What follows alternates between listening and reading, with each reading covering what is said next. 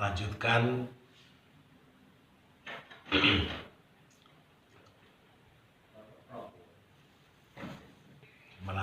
dari bab 1, bab 2 tentang Sastra Jendra Hayuningrat.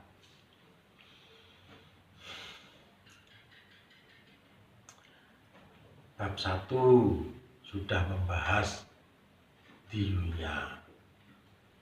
Bab 2 sudah membahas Sastra Jendronya. Pun juga sudah membahas cara mendapatkan Sastra Jendra. Nah, sekarang kita lanjutkan ke bab 3. Kita lanjutkan. Setelah mendapatkan Sastra Jendra, tujuannya adalah Sastra Jendra itu untuk Hayuningrat. Nah, Hayu adalah kesejahteraan. Rahayu itu sejahtera, raharjo. Kemudian ningrat. Ningrat itu dunia. Berarti kesejahteraan dunia. Berarti kesejahteraan hidup. Nah, disinilah kita yang perlu membahas adalah makna daripada kesejahteraan itu. Itu yang utama, Om. Yang utama itu. Yang dinamakan kesejahteraan itu yang bagaimana. Memang orang kadang menganggap kesejahteraan itu harta, tahta, wanita. Iya kan? Kesejahteraan. Iya kan? Iya. Nah, kalau kesejahteraan yang dinamakan Hayuningrat itu yang bagaimana? Ya, sejahtera itu yang bagaimana? Kalau saya pribadi berpendapat, orang dikatakan bahagia, dikatakan sejahtera, itu kalau kuat. Jadi kuat ngelakoni apapun bentuk daripada perjalanan, apapun bentuk daripada hidup itu, yang penting kuat. Kalau bisa pribadi kita kuat, keluarga kita kuat, itu ini yang kuat. Bagaimana kesejahteraan itu didapat? Ya, kita harus kuat. Mulane dalam Islam, saya berpendapat tujuan daripada ibadah, daripada spiritual, daripada zikir, daripada apa-apa yang dinamakan ibadah, itu tujuannya kan untuk takwa. Ya, untuk takwa. Nah, saya mengartikan takwa sendiri itu kuat gitu. Jadi kuat dalam arti apa? Kuat menjalani dharma hidup yang ada. Contoh, misalkan jadi tukang ojek. Jadilah tukang ojek yang kuat. Karena kalau kuat, bersyukur, menerima. Coba itu di video. Jadi tukang. Halo. Di tukang, ya. Tukang yang kuat, yang bersyukur, yang bersabar. Kan gitu. Jadi pejabat yang kuat, Kuat dalam arti bagaimana? Kuat menjalani pekerjaan itu sesuai dengan undang-undang yang berlaku. Akhirnya dia akan bersyukur menerima apa adanya penghasilannya, menerima apa adanya pekerjaannya. Itu yang dinamakan kesejahteraan. Itu kebahagiaannya itu. Jadi pedagang yang kuat. Kalau bahasa Islamnya, kalau saya mengatakan pedagang yang takwa. Jadi pedagang sehingga segala cara digunakan. Itu yang dinamakan kesejahteraan. Karena bagi saya sendiri pribadi, pendapat saya, setiap orang yang terlahir di dunia ini nggak harus sama. Karena apa? Amanahnya berbeda-beda tiap orang. Aku dengan kamu nggak sama amanahnya. Tugasnya, tugas pedagang, tugas petani, tugas tukang ojek, tugas pejabat nggak sama. Tugasnya nggak sama dan nggak harus disamakan. Masing-masing punya tugas sendiri-sendiri. Nah, bagaimana dalam menjalankan tugas masing-masing itu kuat, gitu. Karena apa? Perjalanan hidup nggak semudah yang kita bayangkan. Dan survei dunia, ya, saya pernah membaca survei dunia loh ya. Hidup itu 88% itu nggak sengaja. 80% nggak sengaja, 88 tidak sengaja. Yang sengaja, yang 1 tambah 1 sama dengan 2, itu hanya 12%. Rata-rata manusia hidup itu. Yang 88% itu tidak sengaja, nggak sengaja sama sekali. Masa kecil bercita-cita ingin jadi ini, ingin jadi ini. Kamu ingin jadi apa? Kamu ingin jadi apa? Pasti ingin jadi yang ya cita-cita. Tapi dalam perjalanan belum tentu kan gitu. Belum tentu. Banyak yang nggak sengajanya kan gitu. Nah, dalam menghadapi itu semua, ya, roda dunia berputar, hidup nggak sengaja. Ya. Kalau bahasa sini itu bahasa Tuban. Urip kuwi ora nemu wong. Apa urip ora nemu wae kok. Wong aku gak kepengin ngene. Ya kenyataan ini. Ya. Banyak yang nggak sengaja, banyak yang tidak disengaja.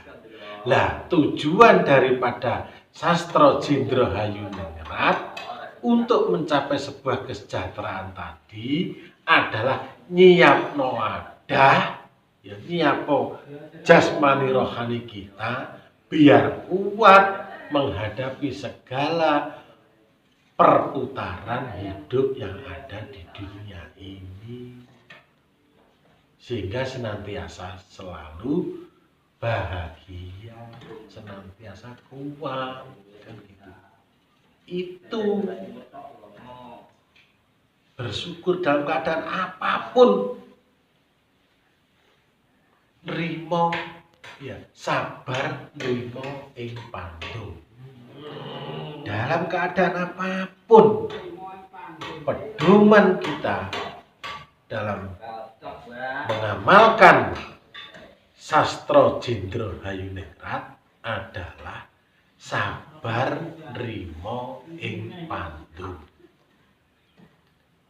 Itu pandume ngene. Ya apa?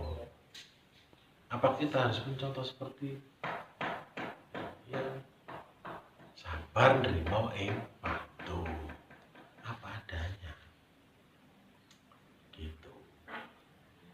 Itulah akhirnya menjadi manusia yang tidak punya keinginan yang berlebih atau tidak menjadi manusia setengah raksasa atau diu.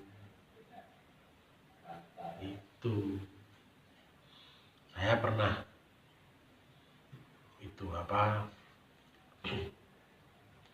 ada itu ayat Al-Quran itu saya pernah mendengar, cocok sekali ya tuh, wasiat takwa itu, fattaqullaha mastata'tum, itu bertakwalah kamu sesuai dengan kemampuanmu masing-masing. Cocok itu dengan ajaran sastra Jendra, itu cocok itu. Jadi takwa sesuai dengan kemampuannya masing-masing. Orang kok takwa itu jadi kiai kabeh, bukan. Takwa aku jadi imam masjid semua, bukan. Jadi tukang batu, jadi tukang ojek, tukang cukur. Ya. Jadilah takwa yang dimaksud. Jadi jadilah tukang itu yang takwa, kan gitu. Dalam arti apa? Yang kuat, yang bersabar, bersyukur, nrimo ing pandum. Itu tujuan pokok daripada sastra Jendra Hayu Ningrat. Tujuan dari sastra Jendra tadi untuk Hayu Ningrat. Jadi pengertian daripada Hayu Ningrat tadi adalah kesejahteraan dalam arti kuat menghadapi apapun. Kalau kita ini ya nggak ada apa-apanya, ini hari kemerdekaan ini, nggak ada apa-apanya dengan pahlawan 10 November Surabaya, bangkai teman-temannya, bangkai saudara-saudaranya, dibuat tangga untuk merobek bendera Belanda, bambu runcing, ya, jihad. Itu kalau nggak benar-benar kuat, nggak akan mampu. Saya dedek, ini sambat, saya dedek sambat. Kayak Ranti Gusti wae. Gelem ta awak dhewe jihad kaya ngono. Kuat ta awak dhewe. Gelem tapi kuwate kuwi. Apa meneh? Nomah bojone ayu. Kuat atau enggak? Itu. Jadi sastra Jendra ini luar biasa efeknya. Luar biasa. Luar biasa efeknya. Bukan. Jadi sabar nrimo ing pandum, kuat menghadapi roda perputaran dunia ini dengan sabar, syukur nrimo ing pandum. Luar biasa. Sunan Kalijaga. Ingat sejarah Sunan Kalijaga. Ketika habis dihukum ayahnya, Wilotikto, habis ngerampok gudang pangan kabupaten, ya, ketahuan penjaga gudang pakan itu, gudang pangan kabupaten, ditangkap, diserahkan kepada ayahnya, dimarahi, diusir oleh Wilotikto Kalijaga. Raden Said, ya, akhirnya lari ke hutan. Bertemu Sunan Bonang. Ya. Bertemu Sunan Bonang, sama Sunan Bonang diajak ke pondoknya, ke kediaman Sunan Bonang. Nah, kediaman Sunan Bonang dengan pendopo nggak jauh. Sunan Kalijaga melantunkan ayat suci Al-Quran, terdengar oleh ibunya Iku kok suarane anakku sing diusir kae iki. Suarane Raden Said iki. Ning wong kene ngarani, Pak, iku suarane Raden Said, Pak, iku, Pak. Iku suarane gak asik aku, Pak. Golek ono, Pak. Bila TikTok goleki akhire ketemu diajak ke kabupaten, nggak mau Raden Said. Enggak, ayah. Loh, kok nggak mau, kenapa? Wong kamu akan saya jadikan menerus saya jadi bupati. Saya sudah punya calon, bukan saya bupatinya, tapi Empu Supo. Loh, iya, Empu Supo saja jadi bupatinya. Nah, di situ. Kenapa kok Sunan Kalijaga sampai merelakan jabatan bupati, ya kan? Karena dia sudah tahu tugasnya apa di dunia ini, dia sudah tahu. Hijab-hijab yang menghalangi itu sudah tahu dia. Beliau tahu tugasnya adalah akan menjadi ulama, waliullah. Akhirnya Sunan Kalijaga berangkat ke Cirebon kan gitu, sama Demak itu kan. Itu. Jadi nggak mau dia. Nah itu karena apa? Sunan Kalijaga kuat menghadapi, ya itu, kuat menghadapi pergolakan hidup tadi, ya. Sampai merelakan jabatan bupati karena tugasnya dalam dirinya sudah tertanam bahwa saya ini setelah diusir oleh ayahandaku, ya, saya bertemu dengan Sunan Bonang, berarti tugas saya ini adalah meneruskan perjuangan dari Sunan Bonang menjadi wali, kan gitu, menjadi ulama, pendakwah. Akhirnya setelah pergi dari Tuban, bupati-bupati di Jawa Tengah bisa diselamatkan, kan gitu. Ya, itulah yang dinamakan kesejahteraan. Ya, tuh. Berarti sudah ya, Sastro Jendro sudah, Hayuningrat sudah, Pangluating Biyu sudah. Berarti cukup, ya. Jadi Sastro Jendro Hayuningrat Pangluating Biyu sampai di sini. Ya ini hakikatnya, maknanya adalah sesuai dengan kemampuan yang diberikan pada saya. Dunungnya adalah urip mung saderma. Yaitu itu tenggang kita. Semoga kita juga kuat, kan gitu. Nah, terima kasih.